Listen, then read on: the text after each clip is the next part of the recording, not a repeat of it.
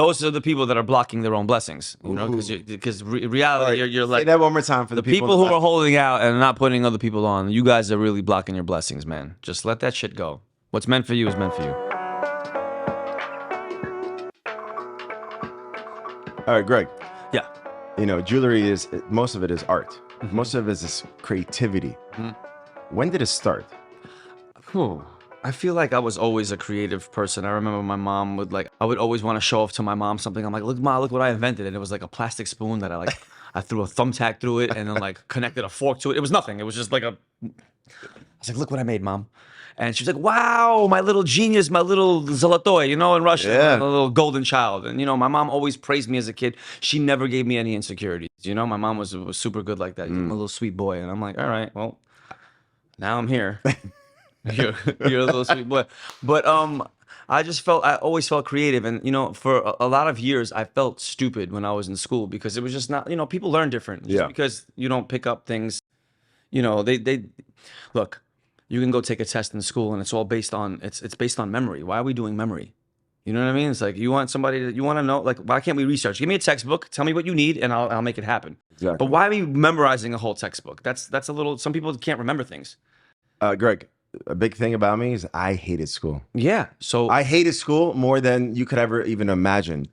I didn't hate it. I hated school. I just felt I didn't like to be like told what to do, how to do it. Right. Like, memorize this, spit it out. I'm not good with authority either.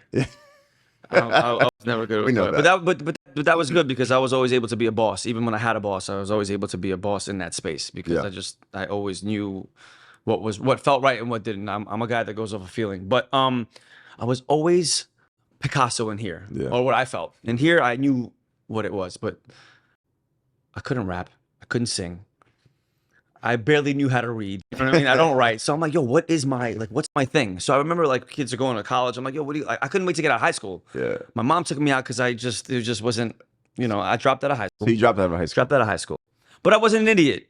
You know, I had the little street smart thing, and I feel like you could apply that street smarts to anything. In real life. I feel like the other way around, sometimes it's tough. You know? Yeah. But because of that, being from New York and being able to do all that, I remember asking a couple of my friends of mine, like, so what are you doing for your career? I'm gonna be a pharmacist, I'm gonna be a doctor. I'm like, fuck, like what do I? Well, you grew up in the community that everyone's becoming doctors, pharmacists, right. So my mom would come home, look, this one's son is a this and that one. And I'm like, I felt bad because I'm like, Ma, you don't know, like, I'm a genius in here. I mean, I know how to write, you know, a letter to someone or an email, but I'm like, I know what's going on in here. And she was just like, let's get it together. And I always wanted to give my mom that, like, I wanted her to be proud. Proud, yeah. You know, and I finally got into a space where I was able to test my creativity. You know, I saw things, I'm like, you know, well, let me make this pendant right here. Let me make a sneaker. I like a sneaker. You know, we put it together. I put it on my neck. It sold. I'm like, huh? Wait a minute. You know, I always like rosary beads, but I'm Jewish, so I can't wear rosary beads. So what I did was I flipped out the Mother Mary and the cross for a Jewish star and the Hamsa. And now it's like, okay, now I got the whole Jewish community rocking these pieces, rosary beads. And I just thought I was able to channel that way. And I was always also good with people. So I kind of snowballed into this thing, and now, you know, now we're here.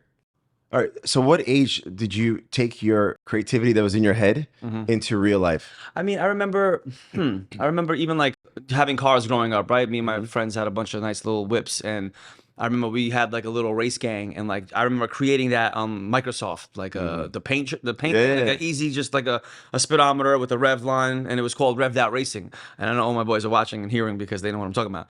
But like I created, you know, I was just always artsy in that space, and I would say about like 22, 23 that started happening as far as like being able to create myself, and then by 27, 28, I was already cooking up. 30, I was super broke. 34, I was super broke. And I just don't want people to, because, you know, when we were younger, we're like, hey, when you're 30, I'm going to be married, I'm going to be a millionaire. Millionaire, married. Dude, I was negative $400 in my bank account at 30. But I looked great on the outside, so it's all smoke and mirrors. But, you know, I feel like, You just got to keep working towards it. People see you a certain way in a certain light. They want to do business with you, and it ends up being what it is. You know, I go for feeling. Again, it's like I don't really make things. If it doesn't feel, it's like getting dressed in the morning, right? You throw on a pair of pants, and then you're wearing a shirt, and it's like you look in the mirror. If it doesn't feel right, it doesn't flow good with, you know. I was always able to go off of a feeling. So for me, I was always able to win off that. But I mean, my advice to kids these days is really that. I want to talk about how creative you are. Bro, you're probably one of the most creative human beings I've ever met in my life. I remember. Thank you. Bro, I remember this like it was yesterday. You're sitting in the chair, Mm-hmm. you're looking around, and your freaking head does not stop moving. Ever since I met you to today, you're the same Greg. Yeah, it's just. It's moving a million miles per hour. Right. There's no car that's fast enough to catch up with your thoughts. Right. So you're sitting in the chair. I'm working inside your mouth. Pause. And No, pause.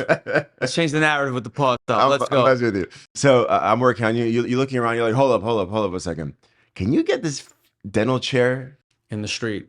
All right. I remember doing 6-Dap photo shoots. Yo, tell me about 6-Dap photo shoots. So For those that don't know. So the 6-Dap photo shoots were something that my friend Amori and I put together. Shout out to Amori. She's always Amazing. legend, cooking up, always the GOAT. She just came around and we were just, you know, kind of playing around with photos and stuff like that. She was just a great photographer. And one time Jonathan Mannion came through. And, you know, Jonathan Mannion is a legendary photographer. Yep. He did all Jay-Z's albums and all that, and Eminem, to basically everyone in the music industry. And he came by to see me. And for me, that was like a wow moment. You know, Jonathan Mannion came to see me. And Amori was like, let's go take a picture. And I didn't want to take it on the sidewalk. I'm like, let's go on the street. Let's make it extra. Yeah. And it came out so good that I was like, this would be cool if we started theming them out.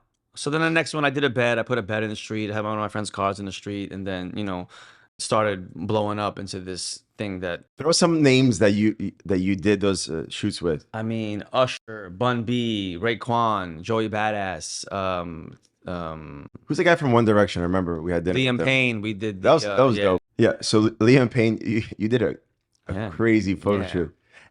And most of the people don't understand that this is without any help from the city or the police. It's guerrilla marketing. Yeah, tell them exactly how it works. I go out in the street. The light takes 51 seconds. 51 seconds I have before the light turns green.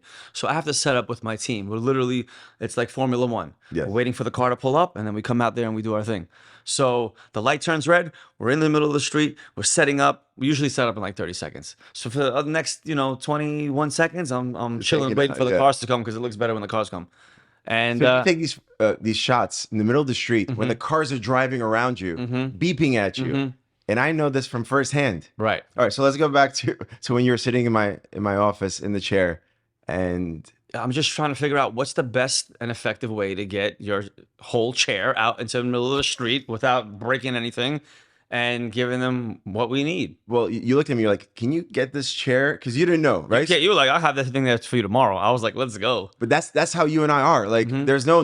When it's a go, it's a go. Yeah. I also didn't know what to expect because, I'm a go, and I say yes to opportunities. I'm like, how the hell am I going to get this done? So I always do that. I found a company that somehow was able to get me a real dental chair. I'm the same way. I'm like, yes. And then I'm like, I'll go drive myself crazy, but I'll make it happen. But I drive myself mental. I remember the guy's like, where do you want a dental chair? Which office? I'm like, no, it's in the middle of the street. He goes, what do you mean in the middle of the street? I'm like, yeah, don't ask too many questions. I'll pay whatever it is. Right. But it came out. That was probably one of my favorite shoots. Bro, in the middle of 6th Avenue. Middle of 6th Ave, we not only have Dr. Daniel Rubinshtein, we have a hot model that was, she was in my mouth. It's a Miss Universe runner-up. Can we say her name? Go ahead. I forgot it. I want people to go to the picture on your page or my page, and you guys. Was it Irina? Is it Irina? You sure? Irina something, but she's hot. She's hot. She has nice red lips. So she was the dental assistant. She was a dental assistant. So we had a dental assistant who's a professional model. We had Greg Yuna as the real life patient, and we had me on the side. And then you had cars driving all around. It was good. It was definitely good. I don't even know how we made that happen, though. We'd go on the street and make it People happen. were like, they were honking, cursing. but the thing is, we're from New York. That's all we hear all day. It's honking and beeping. There's nothing new. It's nothing new. That was such an epic moment. Most people, when they saw that photo that we took, thought that was a green screen. People couldn't believe that. People think it's Photoshop today. Yeah, I don't even. Photoshop. I can't even argue with these people anymore. I'm like, all right, whatever. Bro, everything we do is real, bro. There's no Photoshop here. Also, I'm starting to see people do it now. Barbers are doing it. People are putting their cars in the Yeah, bro. When you're leading the creativity, people are gonna follow. They're gonna copy, and you know it is what it is. But people don't have your mind. Like your creativity is one of a kind. It's not only about jewelry. Like you're creative on levels that, bro, these people cannot even come close. Thanks. All right. So what inspires you? Because, you know. Stop right there. Yeah. New York. Period. I walk down the street, see a garbage can. I'm like, oop, that'd be cool to making gold. Some diamonds right there. Oop, there's a lady that, you know, we could make her the same dress she has on. I could do that. You know, car drives by, a nice little rim. I'm like, that would be cool as a link. You know, it's that kind of stuff that like I'm attracted to. I'm like, hey, how do you turn this into this? Or this would be cool for this campaign. Or, and and New York is the best place for that. It's like, this is why I can't live anywhere else, because I'm so stimulated here. No, but that's a fact. A lot of people are like, what's so special about New York? It has this thing. I still, to this day, every time I drive in from Queens or from Brooklyn to Manhattan and I see the skyline, I'm like a little kid. I'm like, this is the energy. It's amazing. I'm 40 and I still feel the same. Oh, yeah. By the way, happy belated birthday. It was not too long ago. You threw, again, one of the most epic. It was a good party. Was it on a Tuesday or a Wednesday? It was a Tuesday. I mean, like on a Tuesday or Wednesday, you were able to pack out a big without place. Instagram. This is off the thumbs. I was just texting all my people, and you know, it's so much. Hey, for the people who I forgot to invite, I'm sorry. I'm literally, I forgot to invite like 5 or 6 really close friends, and they were like, "Dude, what the hell?" And it's just like so much going on that my apologies. Yes. So New York City is probably the most inspirational place to be in. It's what inspires you, right? I want to bring it back a little bit about how you put on people, how you give more than you ask for return. So I remember this was summertime, the Breakfast Club. I want to bring that up because I thought that was such a fucking monumental 52 moment. Savage? What was his name? Yeah, 51 or 52. Anyway, finished with him. He spoke so clearly, you understood it was 52. Right. Without teeth, it's hard to understand. Right. So what happened? So there was this guy trending on social media. They called him 52 Savage because I think he was 52 years old or something. I don't know. Something like that. 52 years old, but he had no teeth in his mouth. But he was actually lyrically nice. Yeah. And he was on Charlemagne, and he's like, "We gotta get on the Breakfast Club." On the Breakfast Club. This is me driving in from Queens into New York City, and I'm listening to Charlemagne. And Charlemagne is a friend of mine, and he's like, "Man, we gotta get your teeth fixed somehow." And as soon as I heard that, I'm like, "Ding! Let me hit up Dr. Daniel." So before I hit him up, I was like, "D, would you want to do this guy's teeth? This is what's going on. I'm gonna send you his Instagram, blah blah blah." And you're like, "Yeah, let's do it." So I called Charlemagne. I'm like, "Charlemagne, can we fix his teeth? Because one of my best friends is his dentist, and I feel like we could do something there." He's like, "Are you serious?" I was like, "Yes." He's like, "Let's make it happen." So we flew him in. We flew the guy in, got his teeth done, then brought him back to the Breakfast Club. Then but you see, it's a beautiful play, and it ends up working out. No, so let me bring it back. So Greg, being the friend that he is, he put me on. He's like, tomorrow, the next day, you're gonna be on the Breakfast Club early in the morning. I'm like, what do you mean me? We? He goes, no. It's your time. I'm like, bro, you're jumping on the show with me. I was not gonna go on the show without him. I mean, I didn't want to be on the show. The guy drags me to. I don't care. You're joining me. You know, bro. You are the reason why I'm on that show. You're joining me. All right, that's fair. Honestly, it felt so organic, so authentic, and because of this relationship, 52 got 32 teeth. He got 32 teeth. Where's he now? He's just living his best life. With teeth. He's living his best life with teeth. You'll bite into an apple now. Yeah, that's crazy. He's biting into things. That's wild. That was so funny. He bit into life. But yeah, I think that was a wonderful moment. I think that opens up. You know, you do good things and good things. This is my point. You do good things and good things happen. Because everybody's like, okay, if I do this, what am I getting in return? Everyone wants something in return right away. That's the problem. That's the problem. And that's why things never happen. All right, Greg, you put on so many people. Who put you on? Who was the first one that gave Floyd Mayweather? You know, we have to. I can't even finish the sentence. You know, because it's Floyd Mayweather was one of the first people to just genuinely like believe, and he always was like, "Hey, you can do this. This is the da da da." So when I went on my own, I called him and I was like, "Hey, listen, I'm on my own now, and this is where I am." He's like, "All right, I'll be there next month." I'm like, "Next month?" Anyway, but anyway, he came through and he did his thing, and because of him, I was able to I had buying power, and I was able to kind of get on my feet because of that. And I'll never, you can never, I will forever be grateful to him. Even before that, he always like. But some of the pieces that you made for him, they're they're legendary. Yeah, pieces. we made some cool stuff for him, but that's regular stuff. I'm talking about like my first big break was like, you know, I got to touch my first bag with this guy, like a real bag, and I was like, okay, this is what it's like to really, you know, be able to do what you want to do for a little bit. All right, so I mean, you create some legendary pieces. What are some of the like pieces that like stand out for you? Which pieces are you going to be like, I put my heart and soul. You put your heart and soul in everything, but which ones are like the ones that are like memorable? So Stilo Brim, you know Stilo. Yeah. Everybody, if you guys don't know who Stilo Brim is, he is the co-host of Ridiculousness.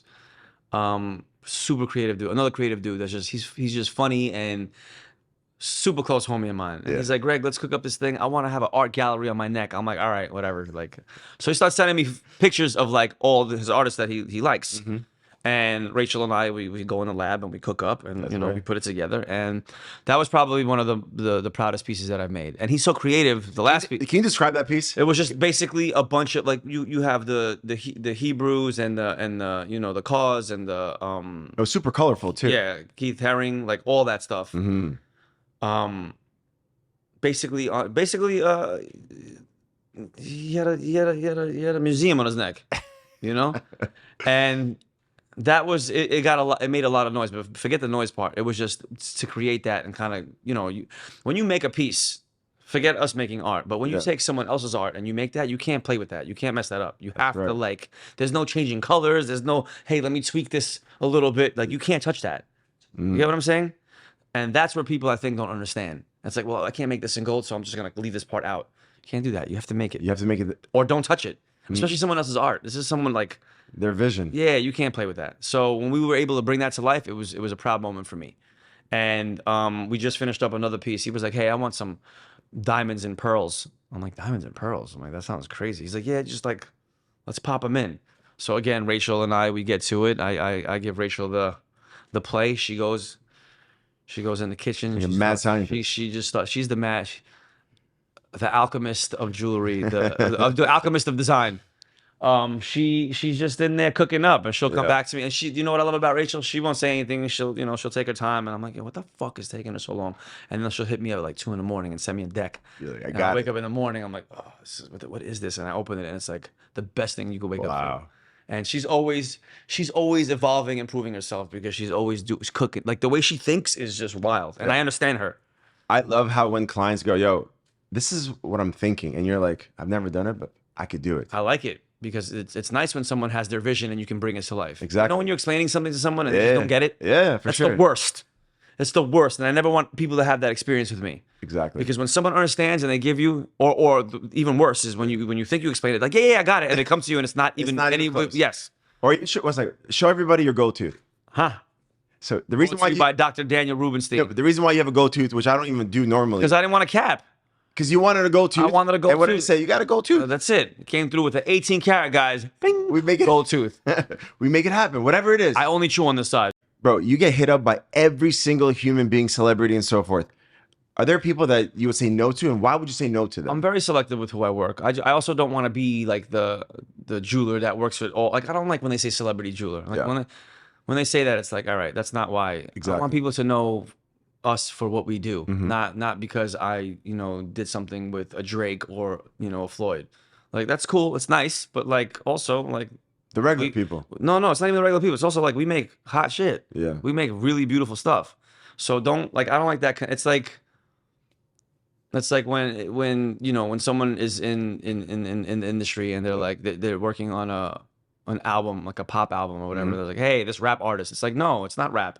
It's pop. Give them what it is. Exactly. Why would you say no to a project or a piece or a person? Sometimes I don't feel the energy of a person and I just don't want to do business with them. That's one. Two, I don't care who you are.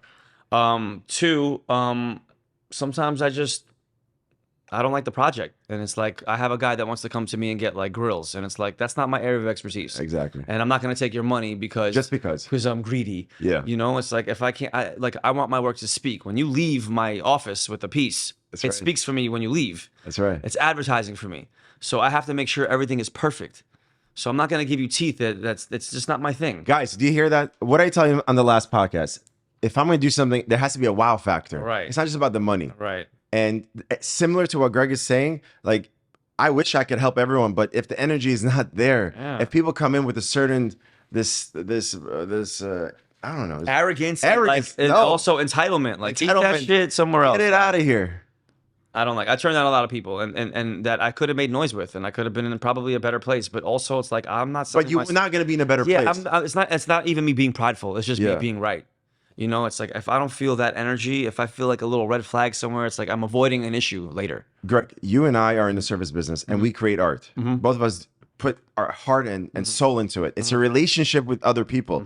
So we have to be very selective of who we're going to share that energy with. I know from the beginning of when I meet somebody, like if I like if I can build, I like to build with people. I'm not like, hey, let me get your money, see you later, thanks for the peace, bye. Yeah. You want to go back and forth. Yeah, like I genuinely like the people that I work with. Like I genuinely like any like Russell Westbrook. I made a piece for him. Yeah. And like that was fire. Yeah. Oh, that was fire. Another one of my favorite pieces, which evolved from Steel Brim as again, but evolution. But what I'm saying is, like, he was somebody that I would never think that I would talk to, but I knew him from some people. So we hung out one night in Vegas. Yeah. And I'm like, he's actually cool. And then he reached out to me to get a piece, and then like we're going back and forth, and we're laughing at stuff on text because you know we're making a piece together. So like we have to communicate. So in that communication, you kind of build a little friendship.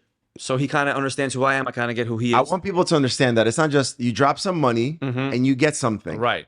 It's a process. It's a process. And it's time. Also, like, who am I giving my time and energy and how long, some of the big pieces, like how long could that take you? It takes time. Look, you could whip up a piece in 3 weeks.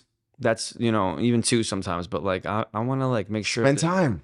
It's an art piece. When you leave me, there's no issues. Yeah. You're walking off with like, you're not going to go buy a Ferrari and it's breaking down tomorrow and there's like the rims falling off, you know? It's like, you're getting a Ferrari and you're going to enjoy it. All right. So when you first started jewelry versus where you are today, what's some of the biggest differences? Because I feel like you are who you are from day one. Like I haven't seen you switch up. Ever since I met you, I have not seen you switch up. You've been true to who you are. But what do you think is the biggest difference between that version of you and the version of you right now? I mean, as far as personality wise goes, nothing. Zero. You know, money is not a thing that could change me, you know, because I've been up and down. I've been like broke. I've had money, and it's a roller coaster. Guys, don't ever think it's a forever thing. It's always a roller coaster. But I would have to say that I'm aware of things now. You know, I'm a lot more aware of what I'm doing and my surroundings, and you know how I act and how I'm portrayed. Versus just being a wild 22-year-old that doesn't give a fuck. Yeah. You know, but I always had a sense of, you know, just good and bad.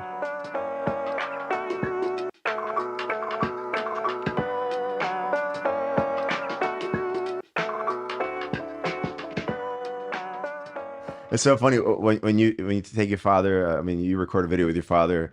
My dad's so old school, but I love them. You know, I remember this guy used to.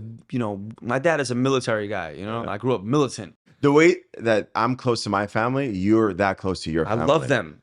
I love them. You're also working with one of them or all of them. Oh, my brother. My brother is like half of the reason of my personality and who I am. I idolized my brother as a kid, you know?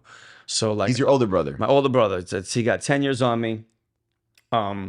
Super smart, super witty, very dry sense of humor. It took me about 27 years to realize that because I didn't really, you know. So what are you saying? Like, yeah, you know, it was always going over my head, but he's a creative dude. I just wish he would lean into it more, which he is right now. You know, he's putting out all that sexy content, that guy. Shout out to Ed Yuna. So how's it working with your family? I mean, I consider look, everyone there is my family. I don't let anyone into my place unless they're like, you know, there's people knocking on the door like, hey, are you hiring? Yeah. Like, no. I mean, it has to be family. You're very selective also because I have a lot of like personal stuff going on, and like I talk to like my Rachels and my J Frosts and like, you know, Zach, you know, I unload, and like I have to be able to trust these people with my secrets and like all that stuff. And it's like, I'm in the office, I have my good days, my bad days. Sometimes I want to talk about things. I don't want anyone ever taking that and then, sharing that with anyone. These are like my people, and they do the same. But you hand select each individual who works on your team. Absolutely. You handpick them. Absolutely. And you work together with them. You're not just like a leader that goes, you're hired, I'm out of here. No, I let Zach is running my company. Rachel's running my company. Jay Frost is running they're all bosses. They're like, there's no like, they work for me. They work for me, but we work together, you know? But Like I want everyone to build and get to where they gotta go. Guys, does that sound familiar? It's exactly what I said a couple podcasts ago. You have to. You can't hold anyone down. You gotta let them. You gotta build them up. Help them grow. Them up. Yeah, absolutely. Greg, so for a lot of people, like building a team is the hardest thing for them. The hardest thing. Right. How do you like pinpoint exactly who's joining your team or your circle or your friend group? How do you find them? Like, how do you actually use your sauce to make that happen? I empower people with the right dreams and the right ideas. You know what I mean? And I feel that you like, you know, when someone's a good, I can't explain it. It's something it's an intuition. That's exactly it's not right. Something I could explain. You can't hire a HR I team know when someone you. is acting like they're, you know what I mean? It's like, again, another thing about the beautiful part about being from New York is, no, it doesn't matter what neighborhood you grow up in. It doesn't matter you come from a rich home or poor home. At the end of the day, we're all going to the same public school. Yeah. So we're going to face each other and we're all going to be in a little shit show. And I was able to pick up and read a room very early. And I knew who was bullshitting and who wasn't. And that's how I'm able to pick the people in my life. Your EQ is super strong. IQ not so much, but EQ is incredible. You could read people so freaking well. It's just easy. It's easy for you, not for a lot of people. No, not. But that's my gift. Yeah. I believe that's my gift. That is your gift. Yeah. My father always says, like, Greg knows how to pick them. But not only that, you pick the horse before it becomes a champion. You're not a cloud chaser. You don't jump on the horse. No, I don't care about that. But a lot of people, they go, oh, I'm messing with this person after they blow up. I see the potential in people, like I do, when they don't even see themselves. Bro, that's the I magic. see it, and it's like, shit. And they're crying about That's like the the most minor shit that they're upset about. I'm like, oh, if you could just get over that, like you're golden. You're golden. They're all golden.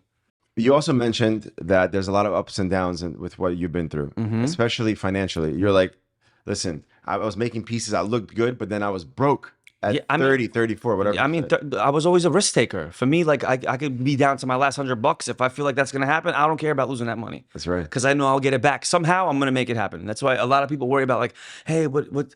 You can't worry about tomorrow. Just like go. If you feel it's again, where I go back to feeling. You know, I've done everything. But it's a hustler mentality. Right, but I've built this. I can't tell someone how to do it because I built this thing in such an unorthodox way that like I can't give someone advice. It's just it's feeling. I can't explain it. It's like hooking up a car. You get a nice car or whatever it is and you put the rims on. If the rims don't feel good inside, then you got to switch them. It's that simple. For me, at least. It's all feeling, man. And I feel like we as human beings, we have the answers. Just like, do you want to listen to your body or not? You're dating a girl. She gives you a little red flag. Are you overriding that red flag or are you going to listen to that red flag? So you're very intuitive with I try to be.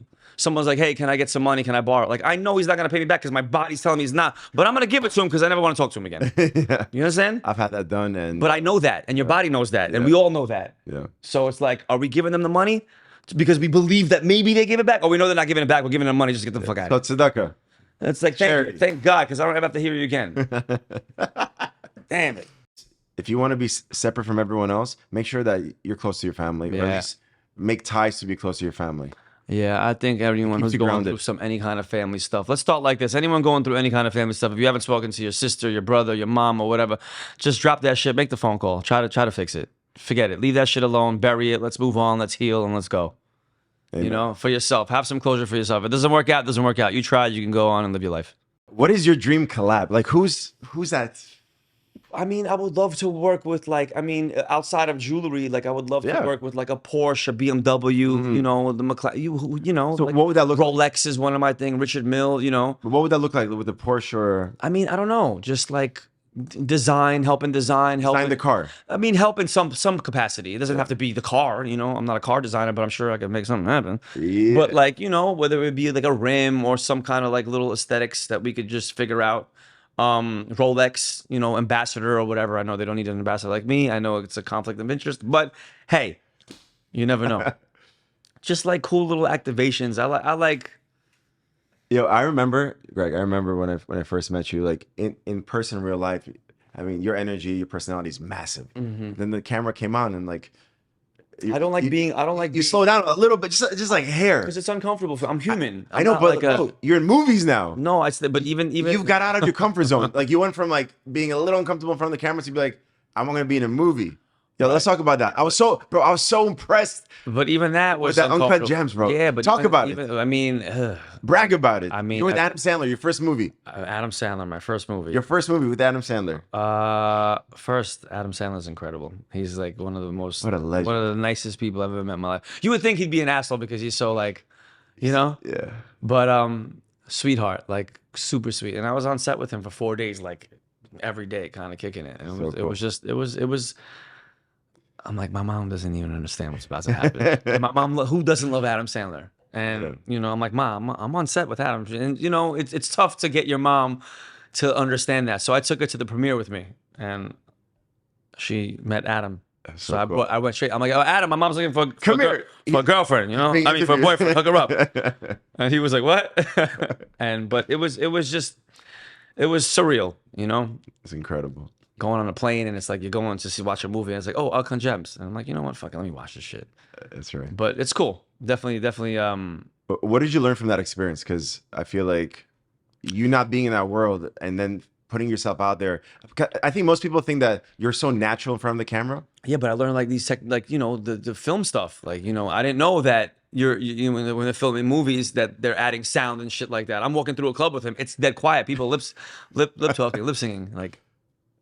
It's quiet. No, really? Yeah. I mean, and when you watch the movie, it's like, it's popping. What's going on? And I'm like, it's quiet. It's just me and him, and it's so awkward because everyone's listening to what we're saying, and I'm uncomfortable. I'm not trying to mess up a line, and then it's just like, these people are zooming in onto what we're talking about right now, and it's like it looked like it's jumping, but it was so cool. Quiet. Like you could hear a pin drop if we're not talking. Bro, that's so cool. But it looked like it was a crazy, like loud moment. Yeah. I was like, how did you even hear yourself speak? Yeah, it was exactly. I didn't know that. So now I get it. And that's how I'm able to kind of do my own thing with what I do with Suresh and all that stuff. So it's cool. Oh, speaking of Suresh, another legend. Suresh knows how to put together. He's a predator. We call them predators. An editor and a photographer.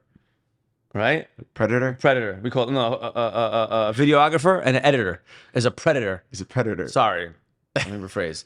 So and you put me onto him early on as well. Yeah, he knows how to do good content. But you're not afraid to share your connections with your close friends. No. I do the same thing. So many people are so like they're so tight with their connections. I don't know. I think that's you know, again, like if I can get the kid money and it's for my friend, if I'm helping you out and helping him out, it's like why would I want to? Yeah, I'm the same way. Petro, it doesn't matter. What?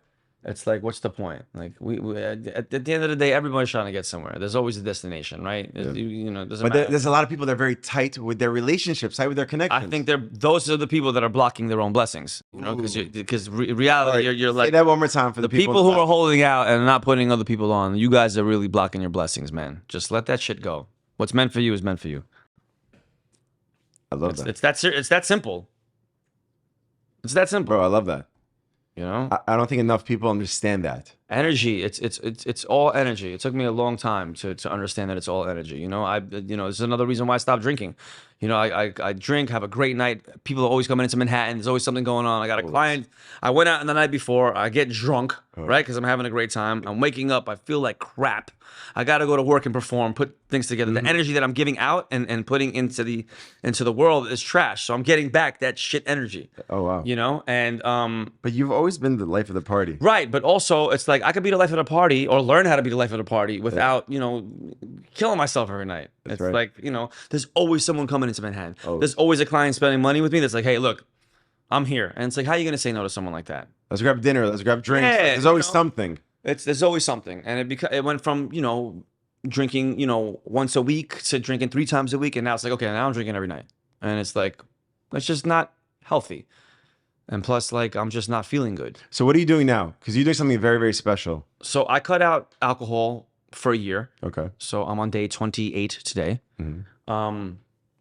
And I'm learning a lot about myself right now. You know, I'm learning how to, you know, communicate on a different frequency and kind of just, you know, going out to bars and going out to restaurants and not drink and kind of just not killing myself. You know, sometimes people get awkwardly, no matter who you are, sometimes it's uncomfortable. So a little bit of alcohol beverage makes it like, all right, I could ease in, relax now, loosen up.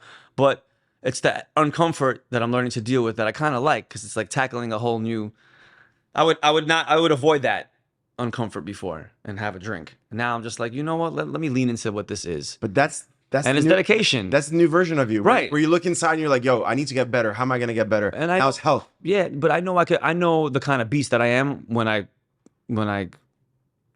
in this space. I accomplish a lot. Yeah. So like I know what I'm gonna be able to. It's a win-win for me.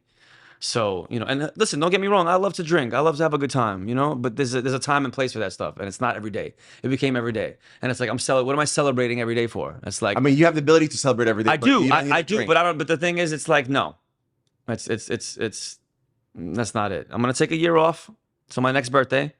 And if I feel like drinking on my next birthday, I will. And if I do, I'm going to celebrate properly. By your next birthday, married, wife? I don't know. Let's see. I mean, I'm again another thing. I'm in a sober space, so now I can see who I actually really like. Exactly. You know, I'm going out with people, and like, all right, you know, like there's really nothing going on. It's like it's just bullshit. It's for the night, and that's not like. How do you really build on that? How do you really even know who you like if you're not your true sober self? And I think that's another thing that I'm learning about myself. It's like, how are you gonna find your partner? You know, partying and drinking all the time. It's like, that's not how it works. So it's like these little things that I'm trying to adjust. And it's like, you know, you can't go cold turkey on everything, you know.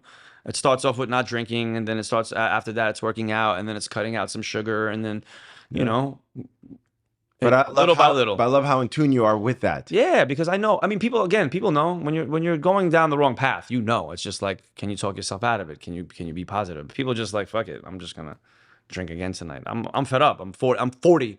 I've been doing this shit my whole life. Can't Since believe like you're 40 15. now, I've been like having a good You remember time like that Kevin Hart interview? He goes, 59. Oh, I forgot who was he interviewing. I don't remember. But it was so funny. He goes, 59. I know what I want to do. My job's not done here yet. I want to really, really take it there. Bro, I don't think you even scratched the surface on this. I agree. So it's like, I'm not scratching the surface. That's right. I'm trying to dig this year. Yes, I want sir. to, you know, I want to shovel.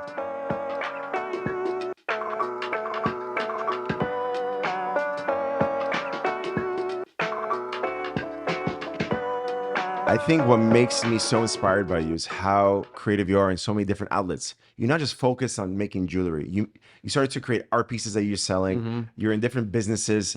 You're in this metaverse world now, and you're also involved in the new restaurant. Yeah. Speaking about the restaurant, it's first of all, shout out to Mr. French. My friend Nick and his team built out this. It was an existing restaurant. Okay. And after COVID, you know, they got a new spot. And, you know, the landlord, you know, everything just went to shit. So they opened up a new spot, and he was like, "Hey, do you want to get in on this one?" And I said, "Absolutely," because I already know what this dude Nick brings to the table. He's like the way I am with jewelry is the way he is with the restaurant and all that, and like the food. You go there, the food is incredible. Again, you could have gone partners or whatever the case is with any restaurant. You hand select. Yeah, because I know I would never put my name on something that's not proper. Yeah. I'm not gonna just, oh, hey, I'm a restaurant owner and the food is garbage. Yeah, yeah. This is like, for me, everything is enjoy the quality. And that's what you're gonna forever get with me. But that's your brand. No matter what you do, whether it's restaurants, jewelry, art, it's very consistent. It's consistent quality. That's it. Anything that I'm attached to, it's quality. Now you got your jewelry pieces in Kith. In Kith, yeah. Shout out to Ronnie Fogg and the whole Kith family and Kith team, all that. And you guys are both from Queen. I mean, I just see that. Ronnie and I grew up together. I met Ronnie when I was 12, and that's another person that probably inspires you too. He's a mentor to me, to be honest. Like I have people around me that are really, you know, making things happen, and for me to sit back and not make something happen is wild. So I'm gonna get my ass in there too. But that's the thing, like when you have friends that are leveling up, like I look to guys like that to see how I can level up. I always look at him as a blueprint. Absolutely, Nigel too. So I get to take from all of these guys that are around me. And this is what they mean when you're in the room, like surround yourself with these people, because you get to see things that you would never see before and see how things are done. And you're like, oh shit, I could do that here. Every time I get around them, like I take something from them, you know, like something inspiring, and I bring it to my world. And I think if you can just figure out a way to take a little bit of something from everyone and kind of make it yours and apply it to what you have going on around the right table, you know, that's it's not necessarily that these people have to put you on. No, it's the fact that what they do and how they speak, and maybe a couple pearls that they're out there, and you're like, damn, I could do that. I'm like, when I'm with these guys, I'm like, I know that I'm in a room that people would die to be in. Exactly. So like, I'm listening. My ears are open. I'm not doing the talking. I joke around here and there, but like, I'm like really paying attention, because like I'm amongst goats. And for me right now, I'm just a baby goat. What to you is success? Because at the end of the day, like, you're looking to be even more successful because you already have that. Right. Success is, I mean, for me is just, I'll be honest, man, it's happiness and a peace of mind. That's success, you know, like a lot of people get it twisted, like, oh, being successful is having money, you know, money's shit. It's always been shit, you know. It's and I remember, you know, Biggie Smalls and Puff Daddy, more money, more problems. I'm like, yeah, shut up, let me get the money, I'll figure out the problems.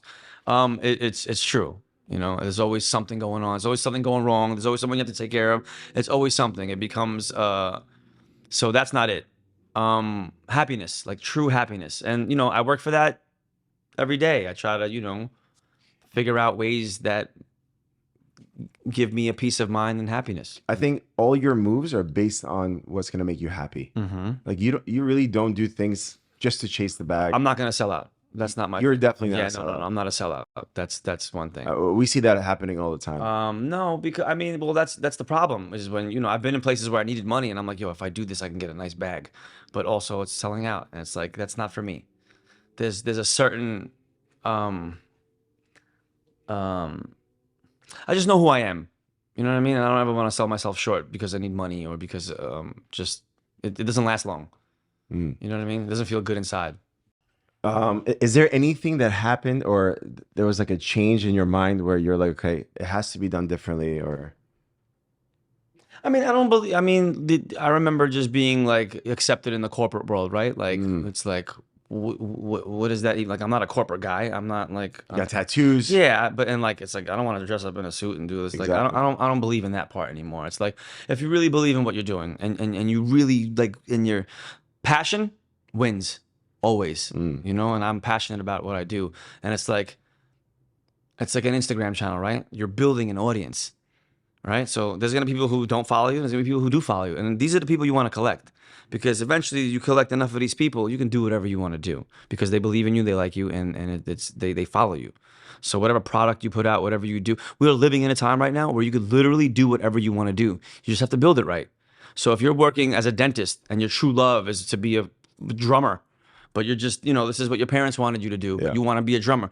On your free time, you go on Instagram or whatever, TikTok or whatever you want to do. You have the outlet. It's your own channel, something we never had before. And you get to it. And you show people what you do. And if you're good enough, somebody's going to like it. That's exactly right. So social media is really what helps you also grow. Social media is the best thing. Like I feel like we're living in a brand new world. Like people are not even going to the offices anymore. People are working from home. So that like corporate, like, stuffy stuff is, I think it's going away, and I'm happy about it. But you also believed in that early on. Like you were never that type of person. I never wanted to change who I was for corporate, you know? It's just like if people want you, they'll come get you. Yo, on that note, I want to leave it off at that. That's it. Because I think that you've shared so many pearls. You're one of the most important people in my life. Thank you. I appreciate that. And same. You're my brother. Thank you. I need my teeth, man. I'm so excited, bro. I'm so excited to see where the next 100 years takes you. 100. I'll be right there by your side. I got your back. Listen, the moment my lower part stops working is when I'm out. I don't want to live anymore. You know what I mean? That's it. Thank you for listening. If you want to ask me a question, you can do it anonymously or include your name and I'll give you a shout out.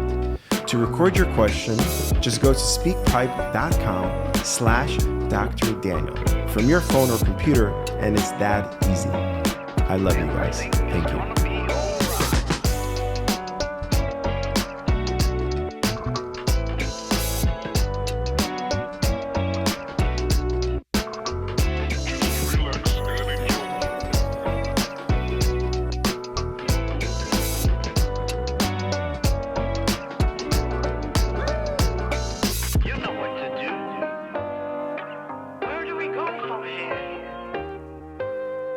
Don't let it rule you.